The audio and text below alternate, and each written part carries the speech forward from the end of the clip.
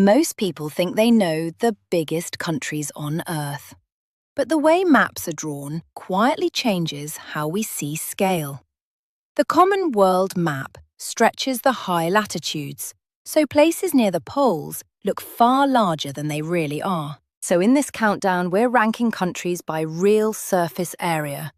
And pay attention near the top, because the top 3 are closer than you think. And most people guess number 1 wrong. Quick note. Different lists can swap a couple spots depending on whether you count inland waters or just land. Here, we'll stick to one consistent measure, and I'll point out the big debate when we reach it. All right, 15 largest countries on Earth, starting at number 15. Chad.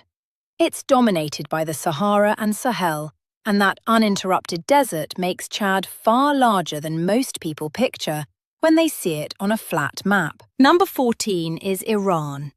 On most flat maps, it looks familiar and compact, but at true scale, it stretches from the Caspian Sea all the way down to the Persian Gulf. You've got the Alborz Mountains guarding the north, the Zagros Range running like a backbone, and huge interior deserts and salt flats in between. When you see the terrain in relief, Iran stops looking like a regional country and starts feeling like a whole world of landscapes packed into one. At number 13 is Mongolia. It's a vast sweep of grassland and the Gobi Desert, with so much open space that the eye almost underestimates it, until you compare it at the same scale to its neighbours. Mongolia is huge across Asia, even though its population is tiny for its size. And here's the first twist. Some countries that look enormous on classroom maps won't appear until much later in this list, once the projection tricks stop helping them. Number 12 is Peru. It runs like a long spine down South America, and the Andes slice straight through it. Snowy peaks, deep valleys, and high plateaus stacked in a narrow band along the Pacific. But Peru doesn't stop at the mountains. It opens out into the Amazon basin, with wide lowlands and river systems that take up far more space than most people imagine. With real terrain and real proportions, Peru suddenly looks massive. Number 11 is Indonesia, a country made of islands, but spread so far that it behaves like a whole region. From Sumatra through Java and Borneo to Sulawesi and Papua, the chain stretches across a huge arc of ocean near the equator.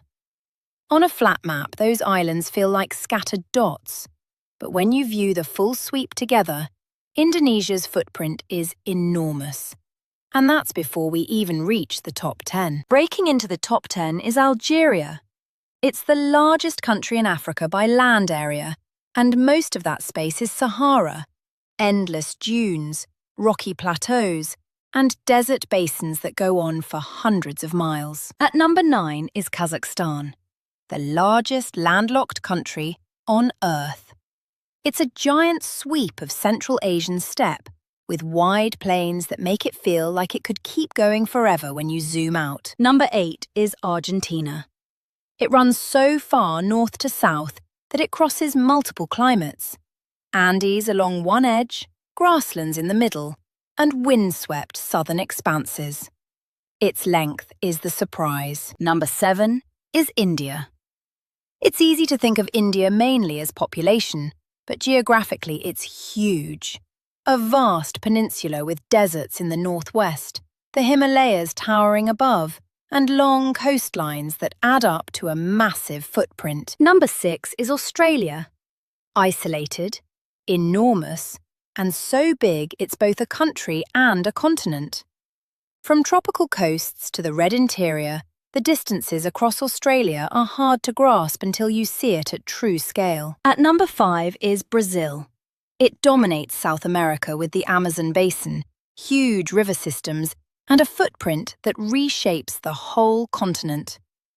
When Brazil is on screen, everything around it suddenly looks smaller. Number 4 is China. And this is where the comments usually start.